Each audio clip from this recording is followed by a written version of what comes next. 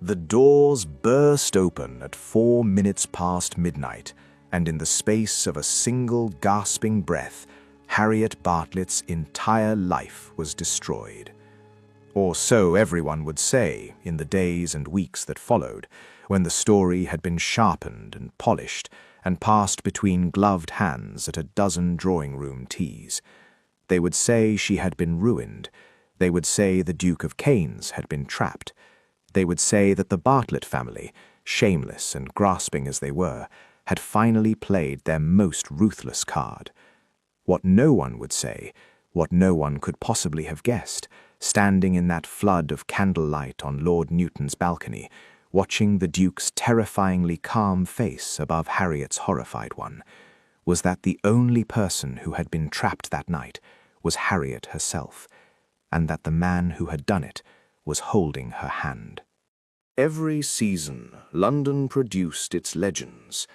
There were the beauties, of course, the debutantes who arrived from the country like spring flowers and departed in carriages hung with wedding favours, their futures secured in a matter of weeks.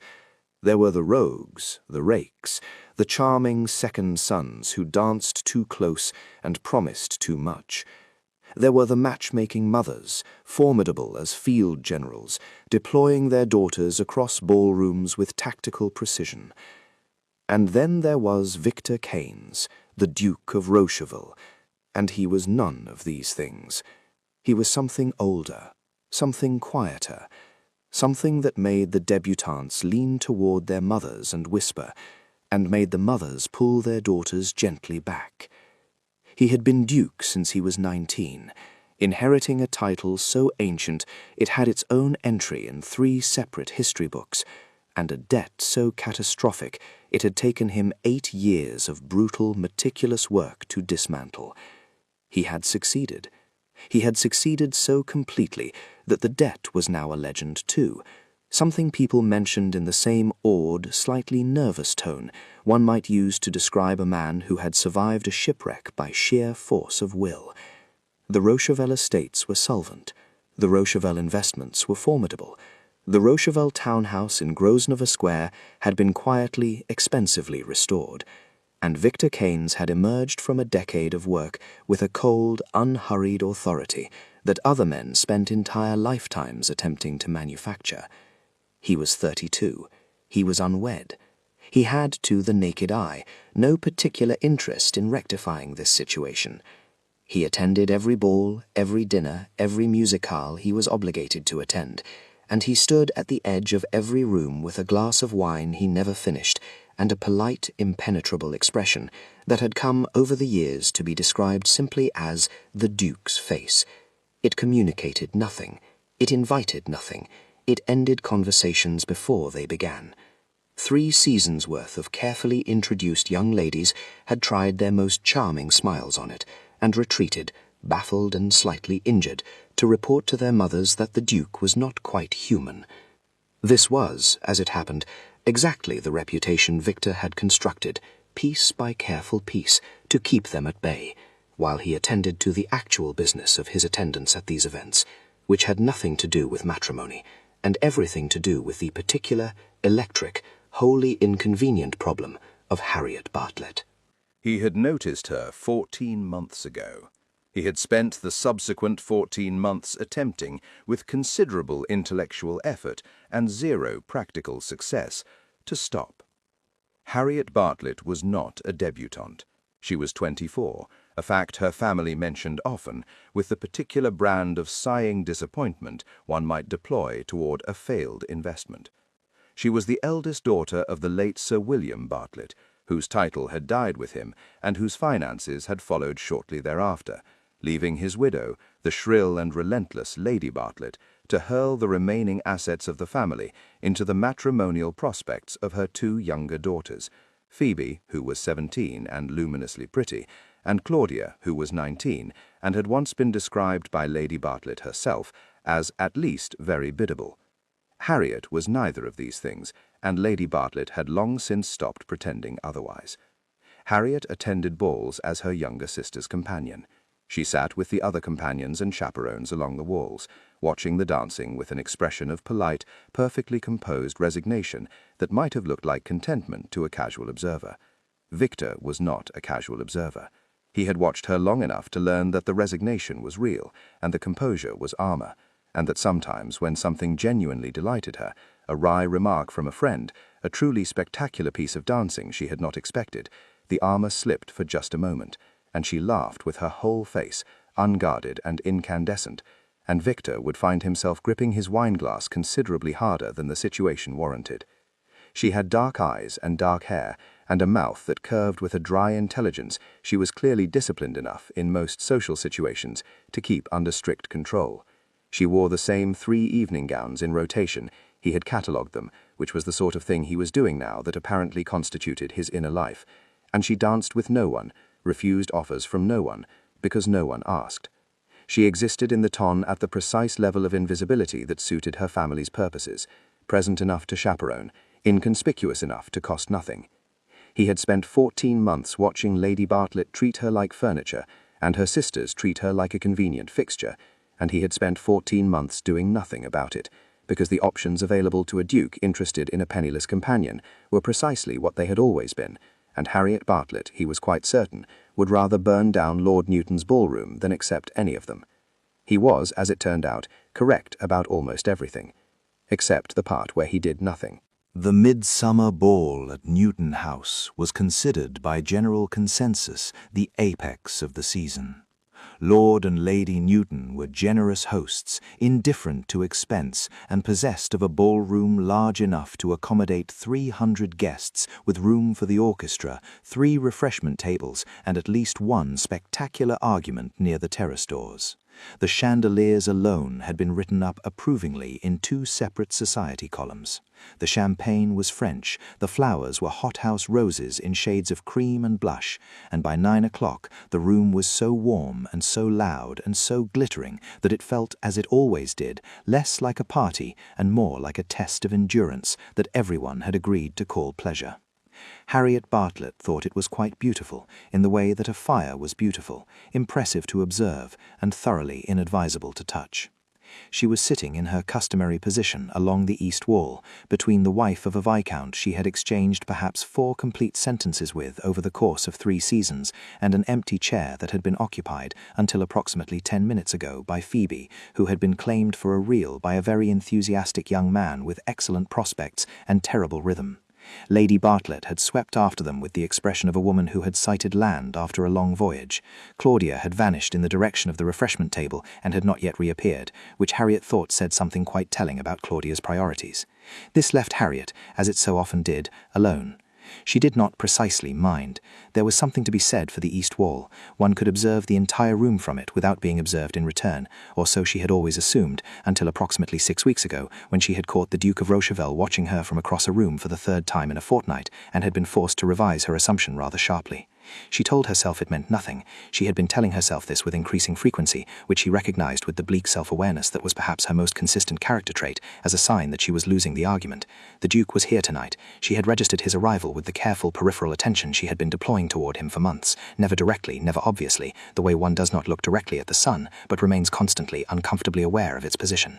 He had come in with Lord Thompson at 9:15, spoken to 3 people in the first hour, declined 2 dances that she had not personally witnessed but had been informed of by the Viscountess beside her, who found the Duke's marital recalcitrance a source of inexhaustible fascination, and had been standing near the south windows for the better part of the last 40 minutes, doing absolutely nothing of apparent social value. He was doing it right now, in fact. She was very deliberately not looking. "Miss Bartlett." The voice came from directly beside her, which was impossible, because there was a wall directly beside her, and she had been watching the south windows, not watching, peripheral attention, entirely different, and had not seen him move. She looked up. Victor Keynes, Duke of Rocheville, was standing 2 feet away, his expression composed and neutral, in the way that had apparently convinced 3 seasons' worth of young ladies he was not quite human, and Harriet felt the distinct, inconvenient sensation of every coherent thought she possessed temporarily vacating the premises. "Your Grace," she said. Her voice, to its considerable credit, came out quite level. "Are you enjoying the evening?"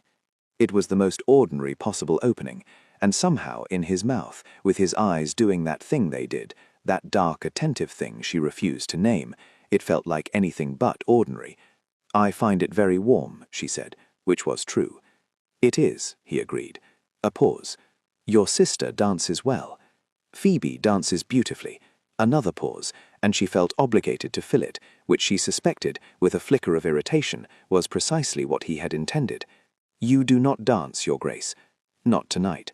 "You rarely dance, at any event." Also true. "Society finds it mysterious."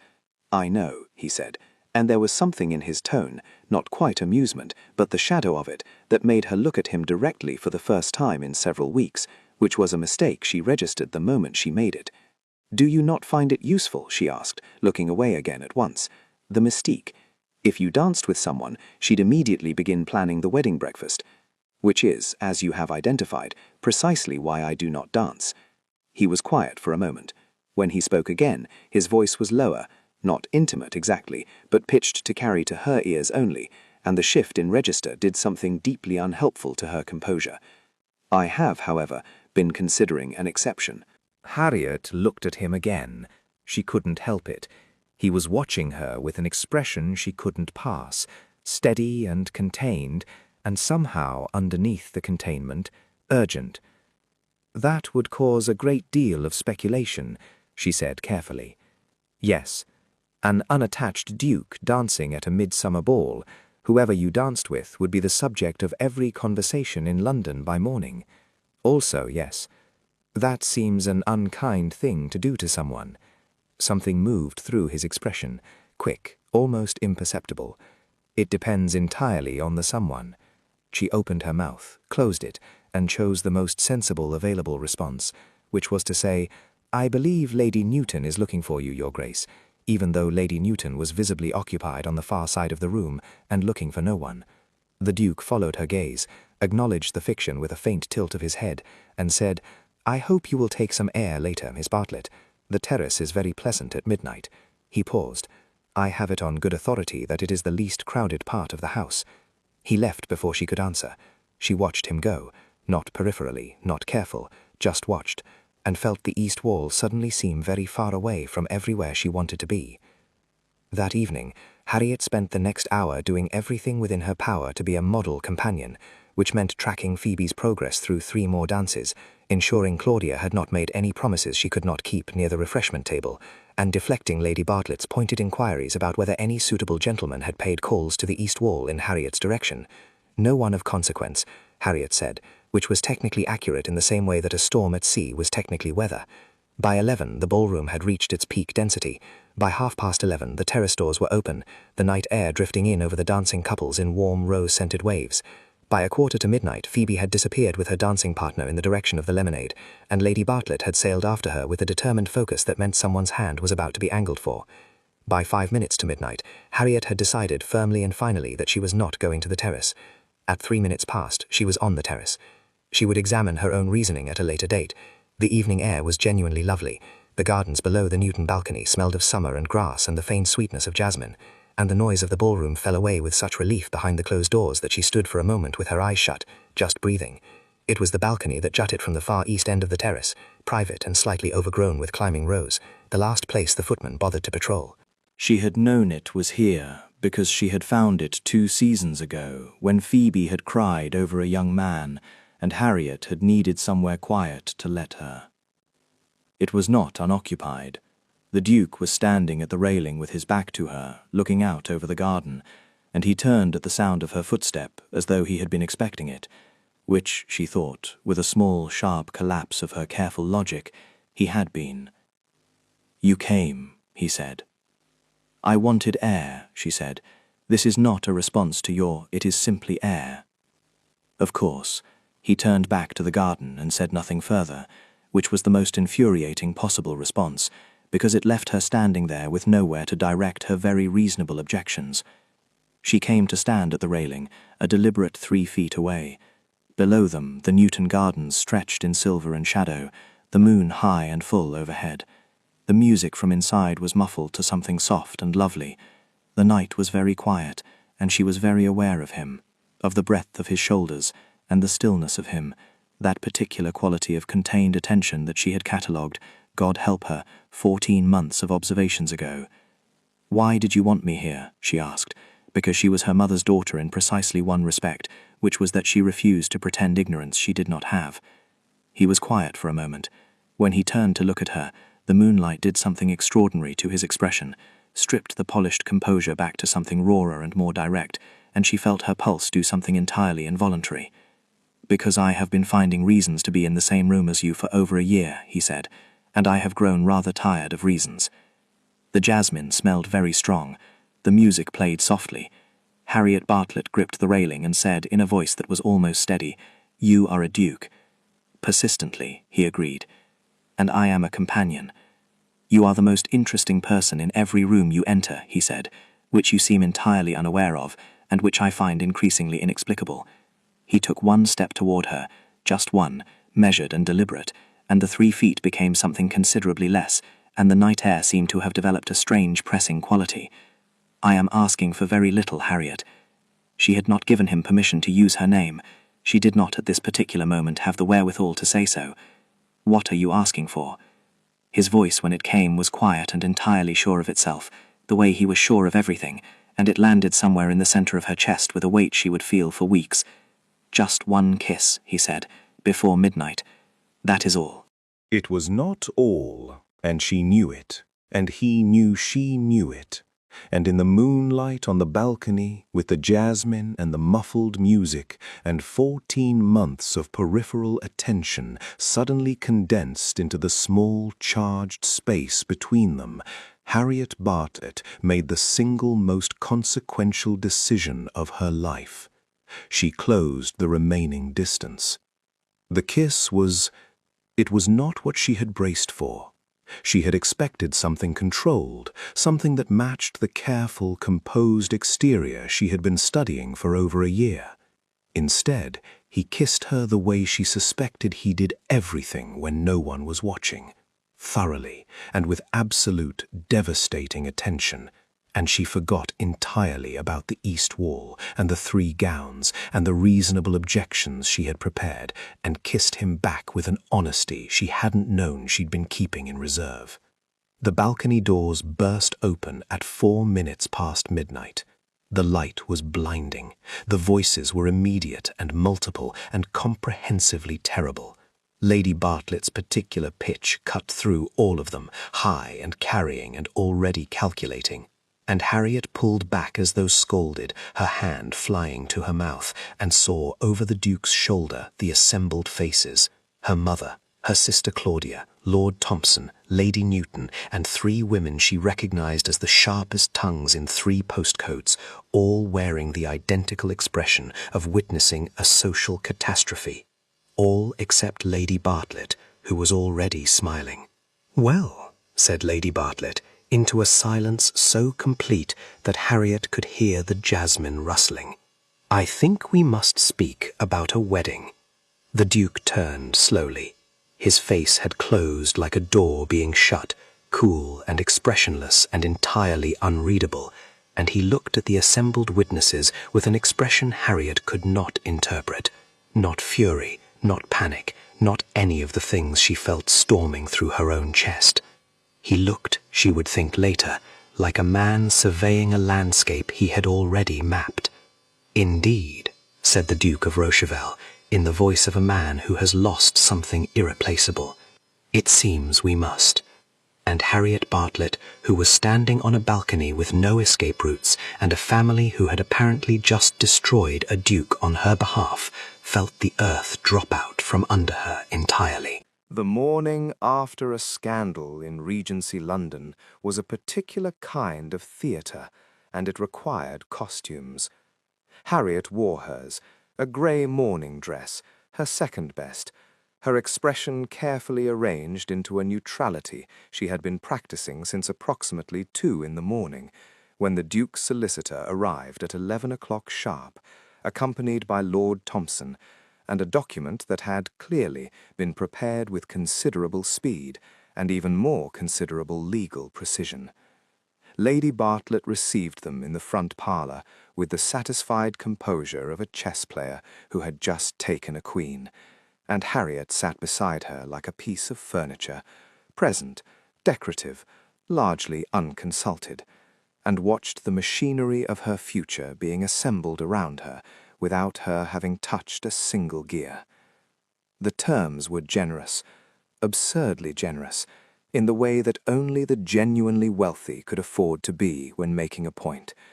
A settlement that would render Lady Bartlett financially comfortable for the rest of her natural life, allowances for both Phoebe and Claudia, and for Harriet herself, a personal income so substantial that it made the solicitor clear his throat twice when reading it aloud, as though the numbers required extra air to survive.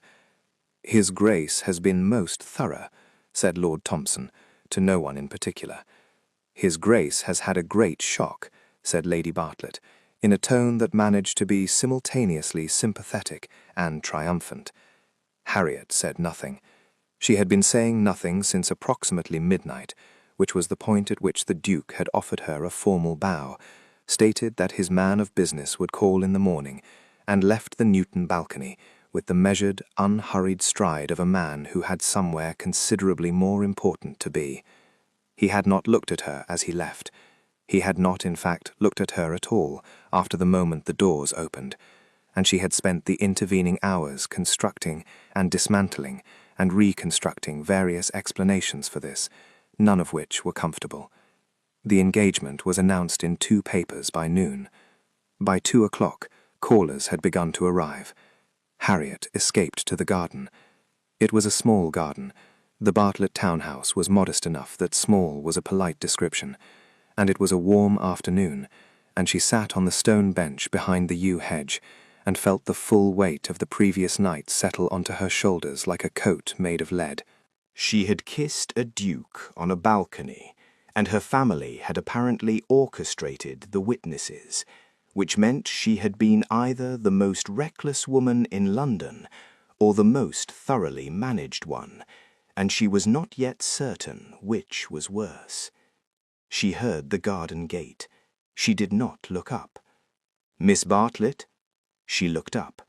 The Duke of Rocheville was standing at the garden gate in a coat so perfectly tailored it constituted its own argument for order in the universe, and he was looking at her with an expression she had never seen on him before, something careful and intent and stripped of all the usual social armor, and it did precisely nothing to improve her composure. "You are not supposed to call without a chaperone," she said. "Your butler let me in. My butler is loyal to whoever tipped him last." Something that was almost a smile crossed his face. Almost. "Then I have made a worthwhile investment."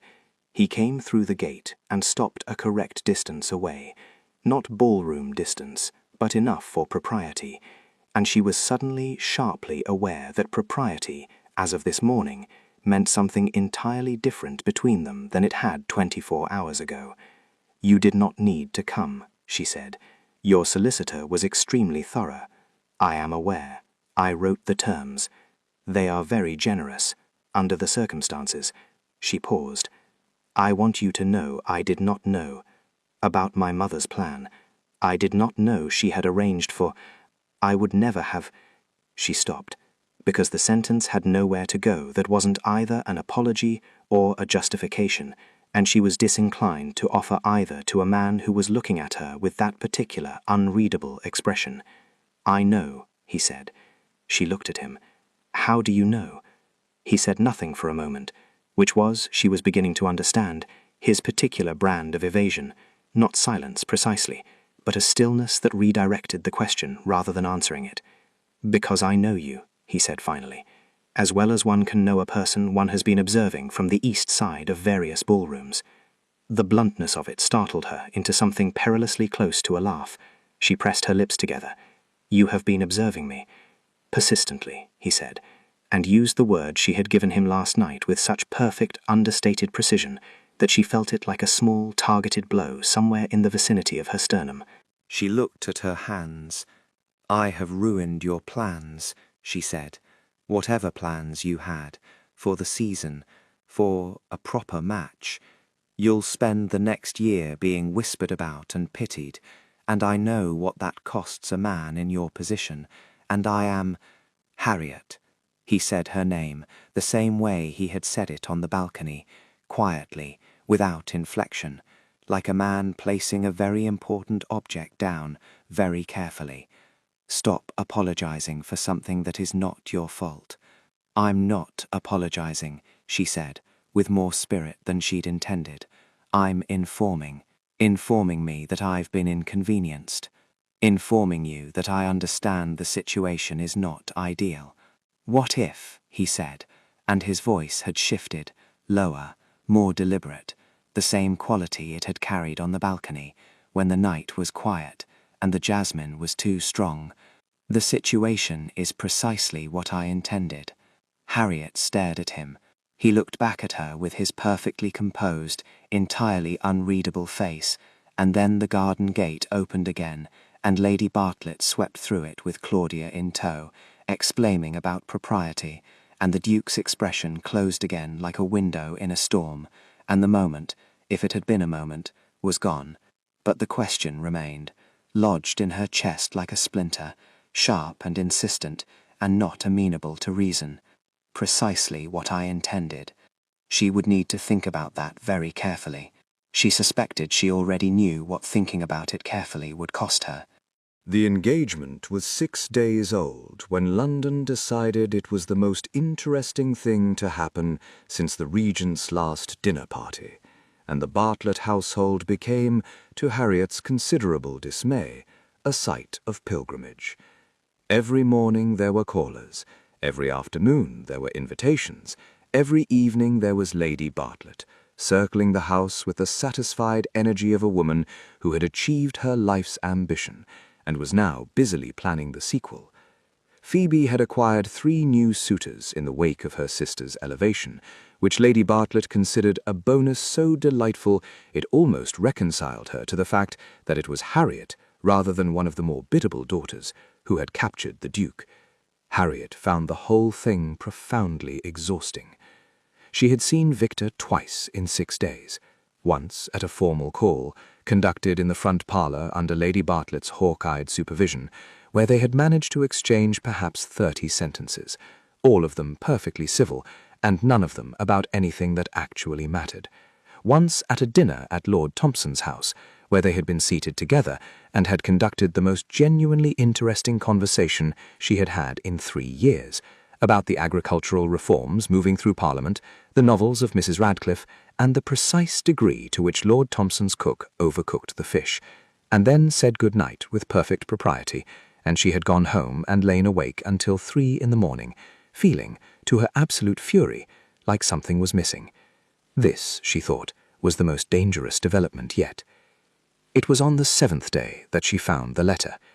It came through the Morning Post, written in a hand she did not recognize, and it contained 2 things: a name she did know, that of Lady Ruth Walker, whose drawing-room served, as any serious student of London society knew, as the clearing-house for its most reliable intelligence, and an invitation to call that afternoon, framed in the politely unmistakable terms of a summons from someone who expected to be obeyed.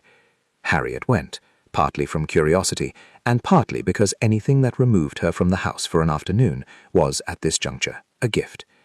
Lady Walker's drawing-room was everything its reputation suggested, warm, impeccably arranged, and occupied by a woman of perhaps 60, who had the composed, watchful demeanour of someone who had been collecting interesting information for decades, and had long since stopped being surprised by any of it. "Miss Bartlett," said Lady Walker, pouring tea with the serenity of a woman who never spilled anything, "I have been wanting to meet you. You are, I think, more interesting than you have been led to believe." "That is either a compliment or a warning," Harriet said. "Both," said Lady Walker pleasantly. "Sit down. I want to tell you some things about your future husband." Harriet sat. What followed was 20 minutes of very precisely delivered information: Victor's reputation, his history, his known enemies, and his methods, described with the detached admiration one might apply to a particularly effective and slightly alarming piece of machinery. "He has enemies," said Lady Walker, "powerful ones, men who have been waiting for him to make a match so that they might use his wife against him. He has been aware of this for 3 years, which is why he has not made one." She paused. "He has also been aware, for rather longer than that there was precisely one woman in London he was interested in marrying." Harriet set down her teacup. "I see." "Do you?" said Lady Walker, with the mild interest of someone who suspects the answer is not yet quite complete. "Because the thing about very intelligent men with powerful enemies and deeply held feelings they have no conventional means of acting on is that they tend, in the end, to construct unconventional solutions."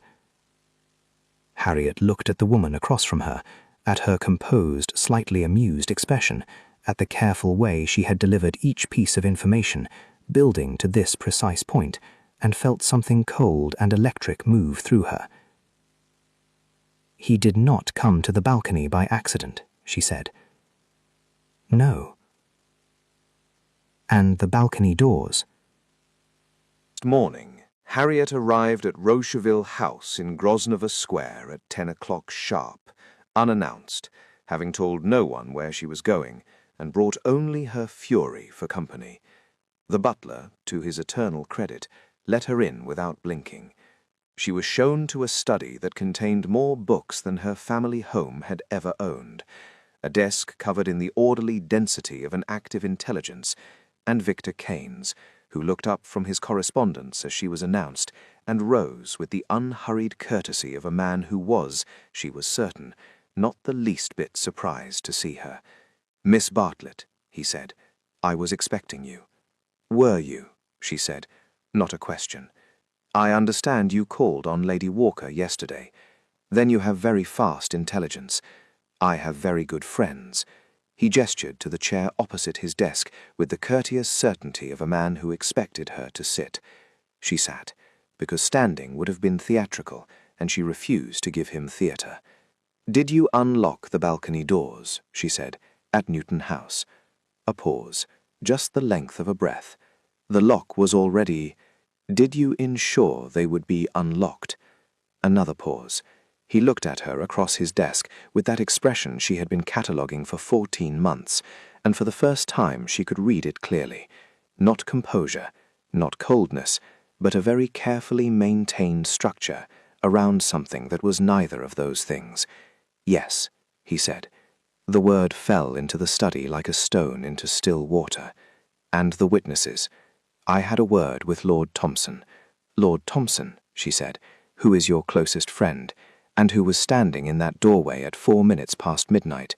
"Yes, and my mother was there because she had been looking for an opportunity of that kind for some time, and I provided one." Harriet looked at him for a long moment, and he looked back at her with the stillness of a man who has made his confession and is now, with absolute steadiness, waiting for his sentence. "You orchestrated it," she said. "All of it. Yes, you decided, without consulting me, that the best way to address whatever it is you feel, whatever you claim to feel, was to manufacture a scandal that would remove every choice I had in the matter." His jaw tightened fractionally. It was the closest thing to flinching she had ever seen him do. "That is one way to describe it. Is there another?" "I had enemies who would have intervened in any conventional courtship. I had no legitimate means of approaching you. You are not a debutante. You have no formal position in society. You would have refused a direct proposal. I knew you would refuse it. So you decided to make it unnecessary." "I decided," he said, and his voice was very controlled now, the way things become very controlled when they are at risk of becoming the opposite, "to ensure that you could not be taken from me before I had the chance to show you—" He stopped. When he continued, it was quieter. "I was wrong to do it without your knowledge. I knew it then, and I know it more clearly now, looking at you." "You knew it then," Harriet said, "and you did it anyway." "Yes." "Why?" The word landed differently from all the others. He looked at her, and the controlled expression slipped, just for a moment, just enough, and she saw what was underneath it, something private and certain and absolutely undefended. And it was, she thought, with a complex feeling she had no current name for, the most honest thing she had seen on a human face in years. "Because you were going to disappear," he said, "at the end of this season. Your mother would have taken the family back to the country, or found you some other household to companion, and I would have stood in my study in this house and known precisely where you were, and had no means of reaching you that you would have permitted." He paused. "I could not allow that." "You could not allow it?" "No." Harriet sat with this for a moment. The study was very quiet. Outside, Grosvenor Square was doing its ordinary morning things, carriages and vendors, and the distant sound of someone's horse complaining about something, and inside there was just the weight of 14 months of watching and being watched, and the space between them, which felt, she thought, extremely significant. "I am very angry," she said. "I know. I intend to remain angry for some time. That is entirely your right. And I have conditions." Something shifted in his expression. Relief, she thought, improbably, or the architecture of relief, the way a structure settles when the weight it was built to carry finally arrives. "Tell me," he said. I will not be managed. Not by you, not by my mother, not by anyone. If you try to make decisions about my life without consulting me again, I will make your existence so thoroughly unpleasant that even your enemies will feel sorry for you. Understood? I want to know your enemies, all of them. I will not be kept ignorant of threats to my household. Agreed. And I want you to understand, she said, and her voice had changed, gone quieter and more direct, stripped of the crisp structure of conditions, that I went to that balcony of my own accord. Whatever else you arranged, and I am still extremely angry about all of it, I went there myself. That was mine. He was very still. I know, he said softly. I have not forgotten it for a moment. Harriet stood. He stood with her. They were on the same side of the desk now, which had not been the case before, and she was not entirely sure when that had happened. I will honor the engagement, she said, not because my family maneuvered me into it, because I choose to. She held his gaze. Do not make me regret the distinction. I will spend the rest of my life making sure you do not, he said, with the simple certainty of a man making a very important promise he fully intends to keep. She walked out of his study. She walked down his stairs and past his excellent butler and out into Grosvenor Square, and she stood in the morning sunshine and felt beneath the entirely legitimate fury something else that she was not yet ready to examine. It could wait. She had a great deal more being angry to do first. The fortnight that followed was, by any reasonable measure, the most socially intense of Harriet's life. London had decided that the engagement of the Duke of Rochevelle to the previously invisible Miss Bartlett was its new favourite subject, and it pursued this subject with the relentless, cheerful appetite it brought to all its favourite things. They were watched at every outing. Every public appearance was analysed. Every exchange of words was noted, interpreted, and distributed to parties who had not been present but were extremely interested. This, Harriet thought, was one of the things he had not accounted for. Or perhaps he had. She was still assembling the full picture of what Victor Keynes had and had not accounted for, and the picture was, she had to admit, rather more carefully rendered than she'd initially supposed. He had arranged for her mother to be financially secure, removing at a stroke both Lady Bartlett's motive for further manipulation and her hold over Harriet's future. He had ensured the witnesses included Lady Newton and 3 of the Ton's most reliable gossips, which meant the engagement could not be quietly quashed by his enemies without an act of social war that would cost them more than it cost him. He had prepared the legal terms in advance, which meant the settlement was drafted without Lady Bartlett's lawyers anywhere near it, and the result was a document that protected Harriet, not her family. She had gone back to Lady Walker once more, because Lady Walker, it transpired, had been Victor's closest confidant for the better part of a decade, and was evidently delighted to finally have someone to tell all of this to. "He has been planning since January," Lady Walker said, with the measured satisfaction of someone recounting a very long chess match. "He knew your family would be at the midsummer ball. He knew about the east balcony. He investigated Newton House specifically. He selected the witnesses with care, choosing people whose social standing would make the engagement too established to attack before his enemies could mobilize. He was remarkably thorough," Harriet said, in a tone of precise neutrality. "He is remarkably thorough about everything. It is one of his most distinguishing qualities." Lady Walker looked at her over her teacup. "He also spent 3 evenings deciding what to say to you on the balcony, which I find, personally, very endearing." Harriet said nothing for a moment. "He told you that?" "He did not need to. I know him extremely well." Lady Walker set down her cup. "You are still angry." I am moderating my anger in light of evidence. That is very measured of you. I am a very measured person, Harriet said. You are, said Lady Walker, a very brave person pretending to be a measured one, which is considerably more interesting. She paused. He has done everything he could think of to protect you, including things you won't find out about for months. I would not tell you what they are, but I want you to know they exist.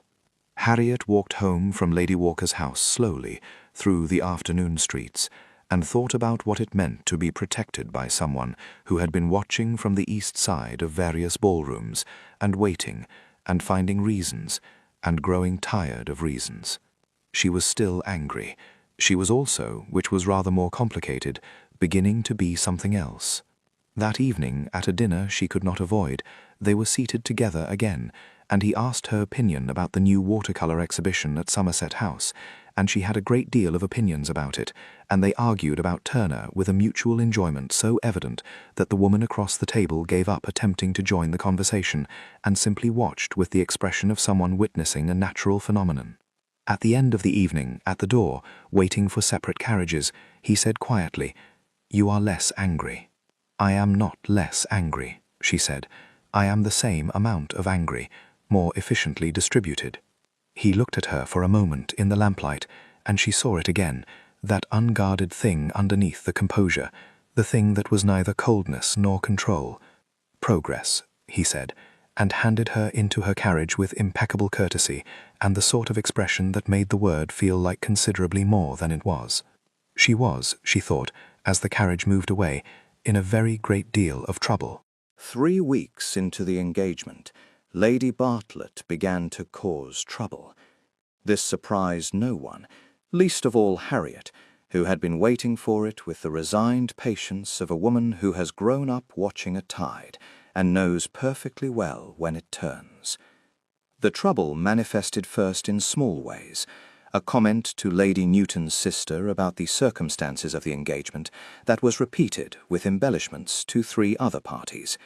A remark at a dinner that managed with considerable skill to be both a boast and an implication, suggesting that the Bartlett family had, in their wisdom, recognized the Duke's interest before the Duke had fully acted on it, and had merely provided the occasion. Harriet heard about this on a Thursday, and went directly to Rocheville House. Victor was, as she was becoming accustomed, not particularly surprised to see her. "My mother is telling people she orchestrated the balcony." "I know," he said. "She has told 3 people, one of whom told me directly. She is implying it was her arrangement entirely." Harriet looked at him.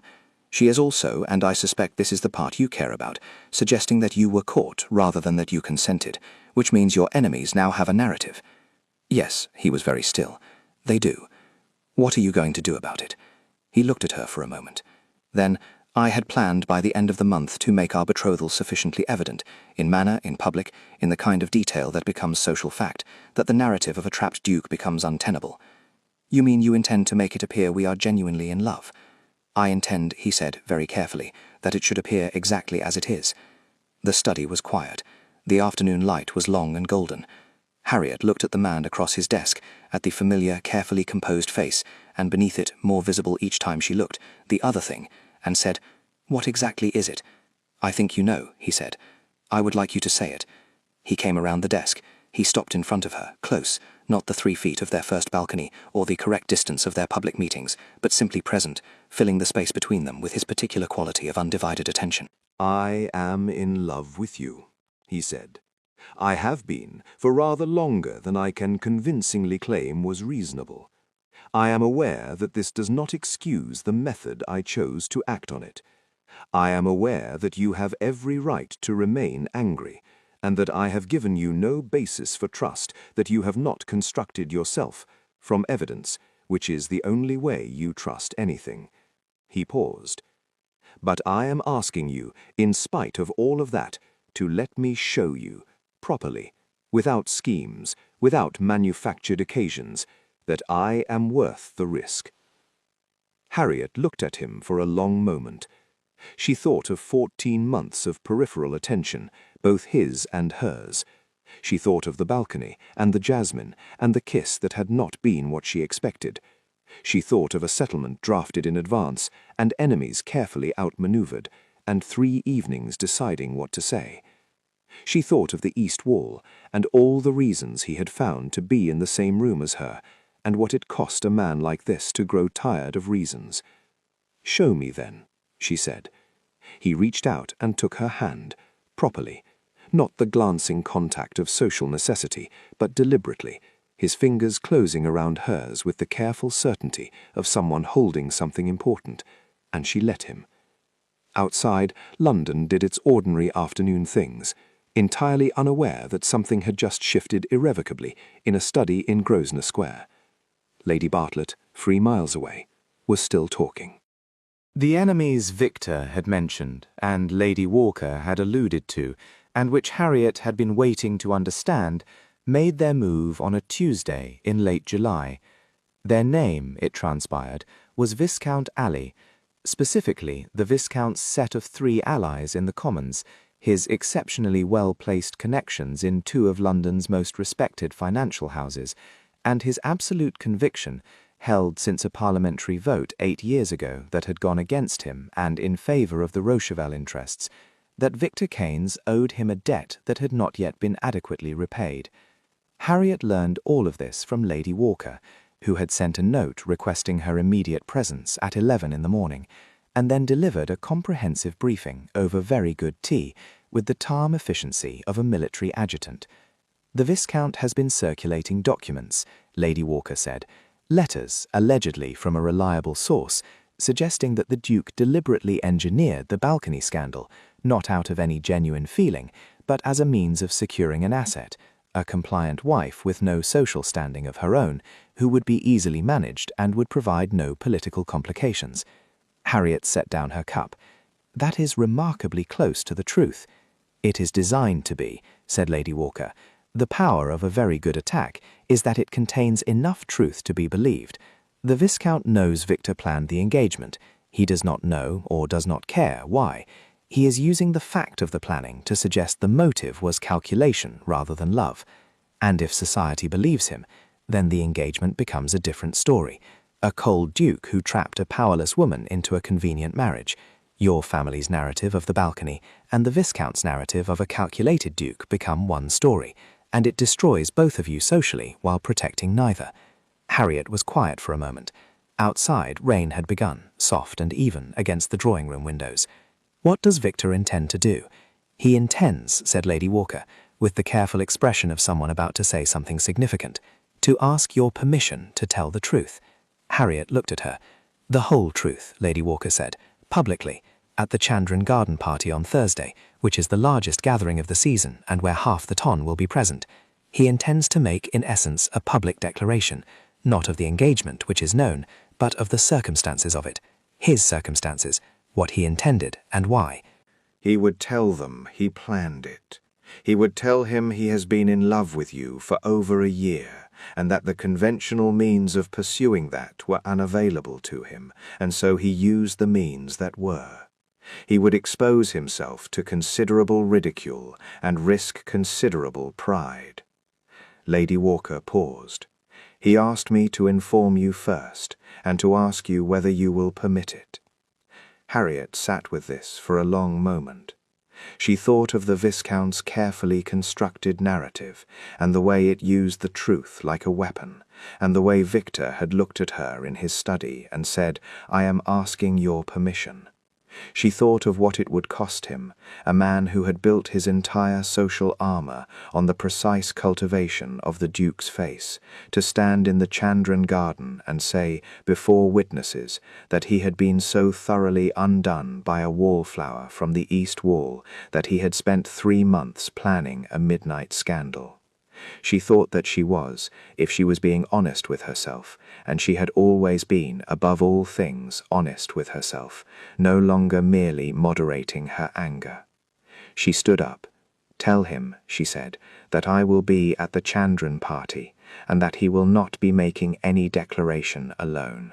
The Chandron Garden Party was, on any ordinary Thursday, an extremely pleasant social occasion. This was not an ordinary Thursday. The Chandron family, Lord and Lady Chandron, who had been hosting this event for 11 consecutive summers with the serene competence of people who genuinely enjoyed entertaining, had arranged their garden in the usual lovely fashion, white pavilions and long tables, and a string quartet under the oak trees, and a guest list that represented 300 people, who all privately believed they were there because they were interesting, and publicly because they were important. By 2 o'clock, the interesting and important had all heard something about the Viscount's letters, because the Viscount had timed his campaign with the particular malice of someone who understood exactly how quickly news moved through 300 people arranged around a garden. Harriet arrived with Lady Walker at 2:30, which was late enough for the ground to be prepared and early enough to matter. Victor was already there. She saw him across the garden, standing with Lord Thompson, wearing the Duke's face with the absolute practised composure of a man who was, she now understood, preparing to take it off permanently, and when he saw her arrive, something moved through his expression that she suspected he did not intend to be visible. It was visible. She filed it carefully away. She made her way toward him through the garden at a speed that was neither hurried nor dawdling, and the crowd parted for her in the slightly stunned way that crowds do when something has shifted and the people in it have not yet quite established what. Lady Bartlett, she noted with grim satisfaction, was present and positioned near the refreshment table, with the expression of a woman who had come to observe and had not yet established whose side she was on.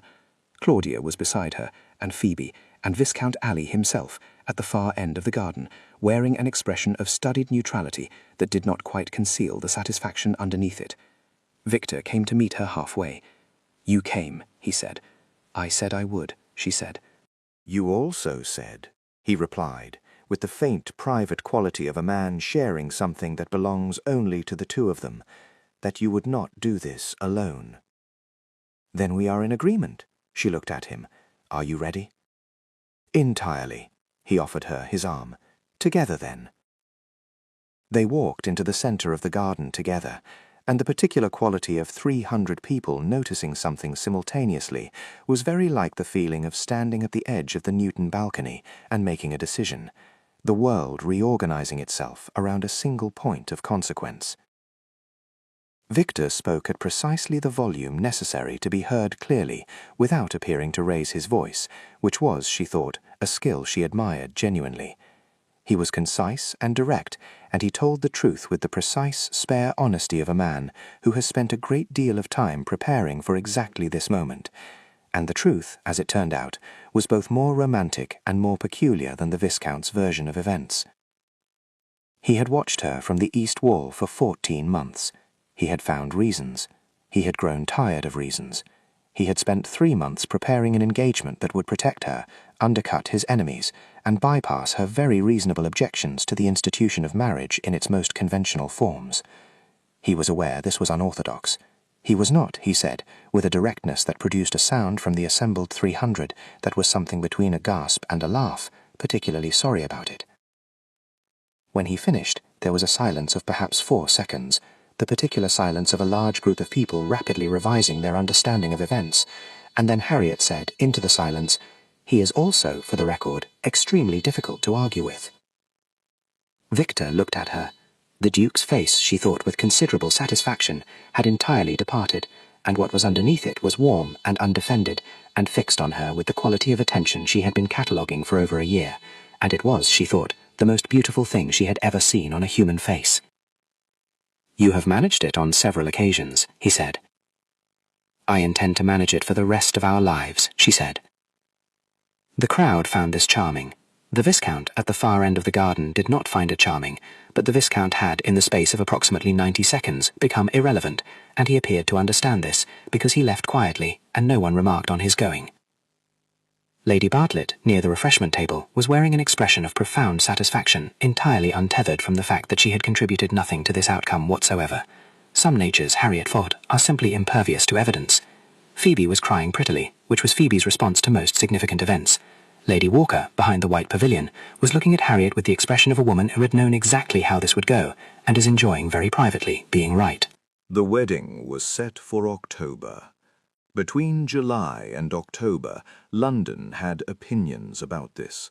London had opinions about everything, but it had especially concentrated opinions about the engagement that had become, through the combined effects of the Chandron garden party, and a story that was considerably more interesting than the one the Viscount had been trying to tell, the season's most popular narrative. There were pamphlets. One of the broadsheets published a rather florid account that Harriet found when she was sitting on the east wall of a different ballroom, waiting for Phoebe to finish dancing, and which she did not show to Victor, because she felt his head was not currently in need of any additional contributions to its size. She and Victor conducted their engagement in a manner that was, as engagements went, atypical. He continued to treat her as his equal in intelligence and independence, which she found she appreciated more every day. They argued regularly about parliamentary reform, about architecture, about whether Turner was a genius or simply very committed to fog, and the arguments were the best conversations she had ever had. He introduced her to his solicitors and his estate managers and his 3 most trusted friends. He showed her the Rochevelle accounts, all of them in their full and considerable detail, because he said, with the plain directness she was increasingly convinced was his most authentic register, she would be the Duchess, and a Duchess who did not understand what she was managing would be a waste of both their time. She began to spend mornings at Rochevelle House, working beside him at the second desk he had installed in his study, which had happened, she noticed, the week after she'd pointed out that conducting business at the library table was impractical, and which represented, she thought, the most quietly endearing thing he had done for her, and the rhythm of it settled into her life with a naturalness she hadn't been prepared for. He had not kissed her again since the balcony. She was aware of this in the way one is aware of a door that has been left very slightly ajar, not preoccupying, but present, an awareness at the edge of every room they were in together. It had been a decision on his part. She understood that. He had taken enough. He was leaving this particular thing to her. In late September, on a Tuesday evening, they were alone in his study after dinner, Lady Walker having conspired with considerable finesse to vacate the usual third party, and she was reading and he was working, and the fire was warm and the room was very quiet. She looked up from her book. He was watching her, as he always did when he thought she was too absorbed to notice, with the quality of attention she had spent 14 months cataloguing from the east side of various ballrooms. "Victor," she said.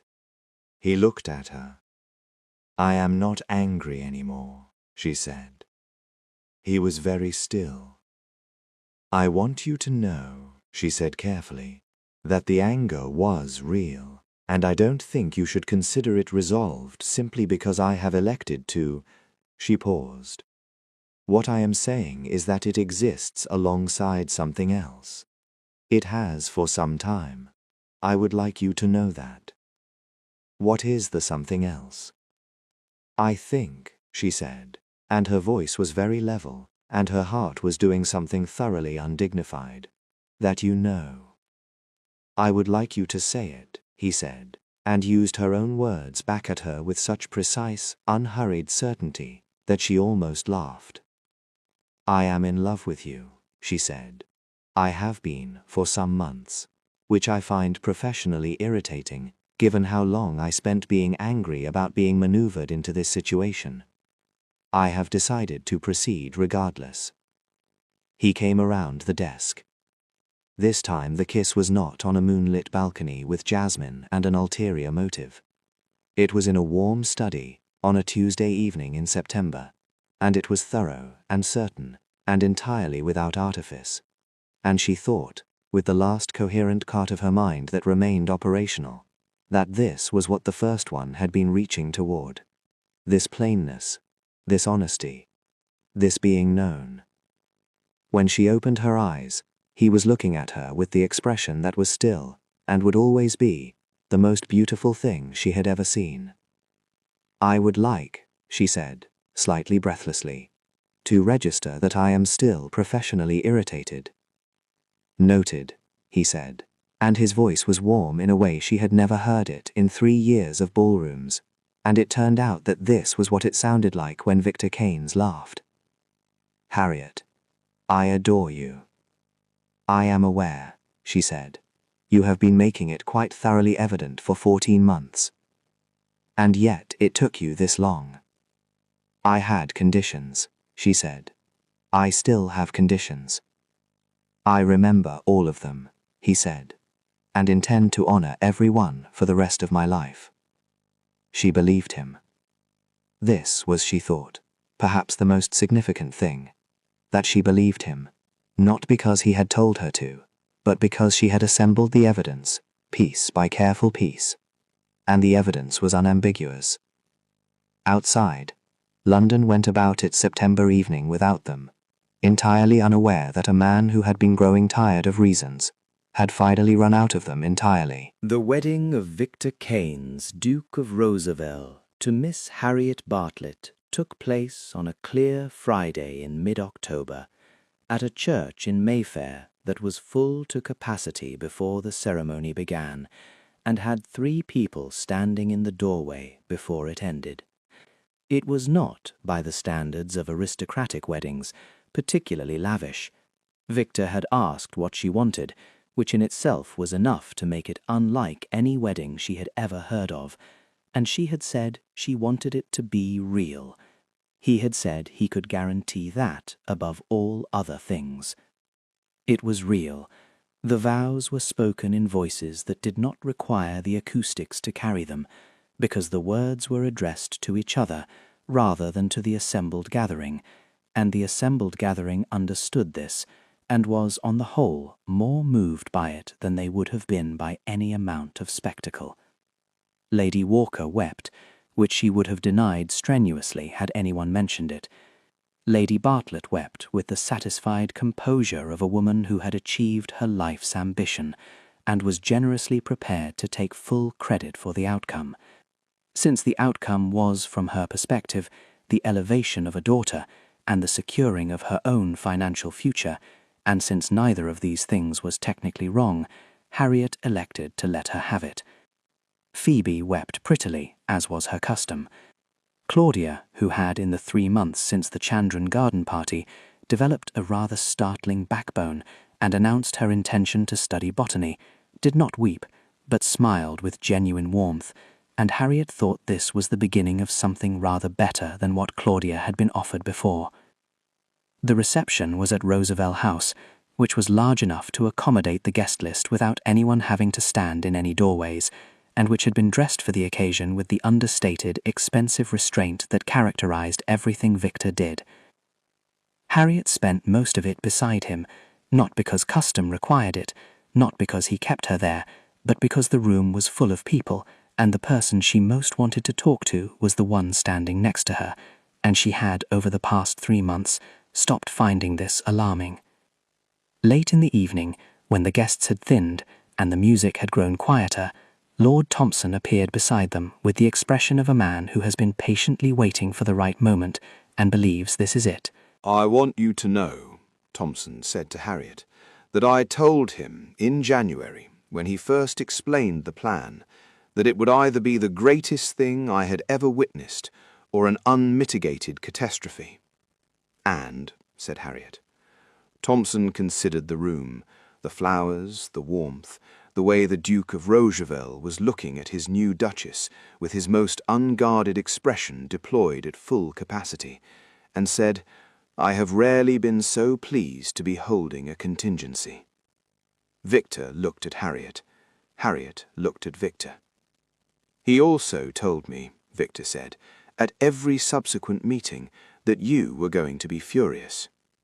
"I was furious," Harriet said.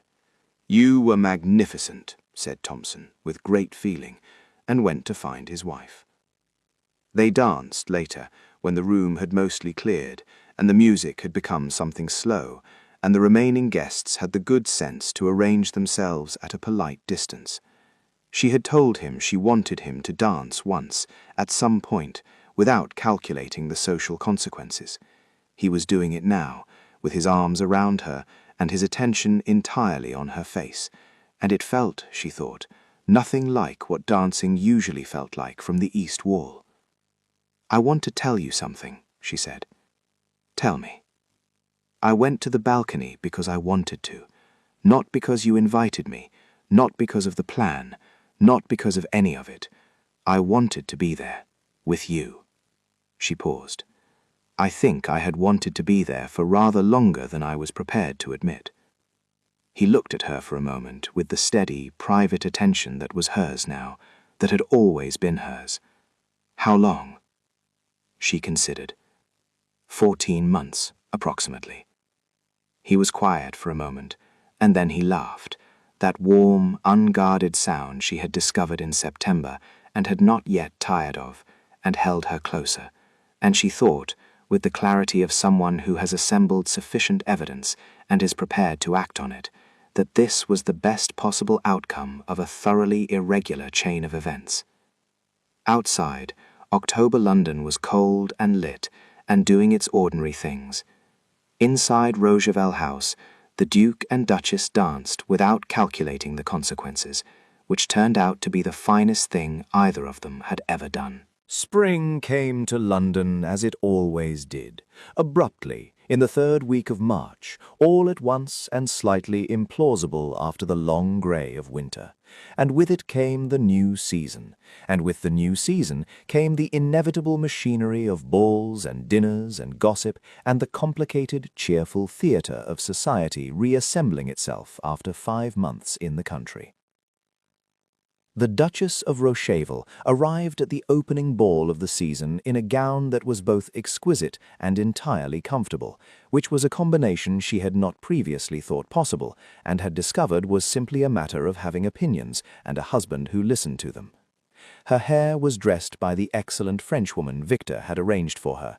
Her jewels were the Rocheville sapphires, which were, she had to admit, very beautiful, and she was aware, in the specific way one becomes aware of these things over a year of marriage, that he had been watching her from across every room for long enough that watching back was simply the natural thing to do. They entered together. The season's gossips, and there were always gossips, it was one of the Ton's most consistent qualities, had several things to say. They had been saying them for a year, as it happened.